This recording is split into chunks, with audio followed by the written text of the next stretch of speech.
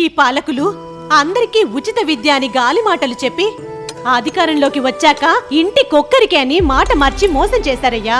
స్తోమత ఉంటే ఇద్దరు పిల్లల్ని చదివించాలనుంది, కానీ మోసం చేసిన చేతకాని నాయకుల్ని ఏమీ చేయలేక ఎవరిని చదివించాలో ఎవరిని మాన్పించాలో ఎంపిక చేసే భారం నీ మీదే పెడుతున్నాను. ఏంటయ్యా, ఎవరిని చదివించమంటావని దేవుణ్ణి అడుగుతున్నావా? ఇంకేం చేయమంటావే? ఒకరిని చదివించి ఇంకొకరిని మాన్పించాలని ఏ తండ్రికుంటా చెప్పు. మన సమస్యకి పరిష్కారం మన చేతుల్లోనే ఉందయ్యా. బాబుగారు ప్రతి బిడ్డకి 15,000 ఇస్తానని మాటిచ్చాడయ్యా. ఒక్కరిది కాదు, ఇద్దరు పిల్లల్ని చదివించవచ్చు. మనం చేయాల్సింది రాబోయే ఎన్నికల్లో సైకిల్ గుర్తుకు ఓటు వేసి మన బాబుగారిని గెలిపించడమే. ఈసారి ఛాన్స్ తీసుకోము, ఫ్యాన్ కు ఇంకో ఛాన్స్ ఇవ్వము.